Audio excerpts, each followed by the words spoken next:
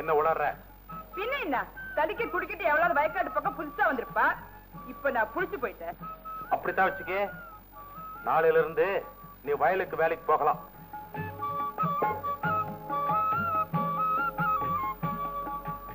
ஐயா, என்ன? தேங்காய் வியாபாரி உங்களுக்காக காத்துட்டு இருக்காருங்க.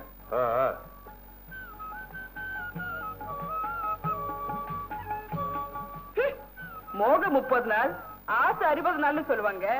ஆனா இவனுக்கு மோகம் 3 நாள் தான், ஆசையும் 3 நாள் தான். 1000 காய்க்கு 600 ரூபாய் வீதம் போட்டா 20,000 காய்க்கு 12,000 ரூபாய் ஆகுது.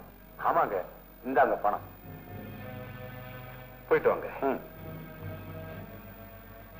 மேஸ்திரியா, முதலாளி வந்திருக்காருங்க. முதலாளி வந்திருக்காரா? சரி வா. வரப்போறதா ஒரு லெட்டர் போட்டிருந்தா வரவேற்புக்கே ஏற்பாடு பண்ணிருப்பனுங்க. பாலு, திடீர்னு புறப்பட்டு வந்தேன். பக்கத்தூர்ல இருக்கிற என் பாலிய சிநேகிதனுக்கு 60வது கல்யாணம், அவசியம் வரணும்னு நேர்ல வந்து கூப்பிட்டா தட்ட முடியல, புறப்பட்டு வந்தேன். வழியில எஸ்டேட்டை பார்த்து போலான்னு. ரொம்ப நல்லதா போச்சுங்க. 1000க்கா 500 ரூபாய் மேல 10,000 தேங்காய் வித்தேன். இந்தாங்க 5,000 ரூபாய். 5,000மா? பரவாயில்லையே. நெல்லு வாழை தென்னைக்கெல்லாம் தண்ணியை மட்டும் இறைச்சா போதாதுங்க. பணத்தையும் தண்ணியா வாரி இறைச்சி நிறைய உரம் வாங்கி போட்டா இதுக்கு மேலேயும் வருங்க. செய்ய வேண்டிதானே?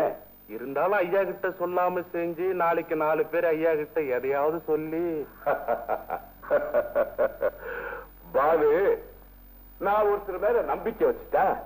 அந்த கடவுளே வந்து தப்பா சொன்னாலும் காதுல போட்டுக்க மாட்டேன். கவலைப்படாத. இந்த பணத்தை வச்சுக்க, உன் இஷ்டத்துக்கு உரம் வாங்கி போடு. ஓகே? ரொம்ப நன்றியா. தம்பியும் பாப்பாவும் இன்னும் 2 மாசத்துல படிப்பு முடிஞ்சு வீட்டுக்கு வந்துருவாங்க. எனக்கு நேரமாச்சு, புறப்பட்டுமா? ஐயா வாங்க.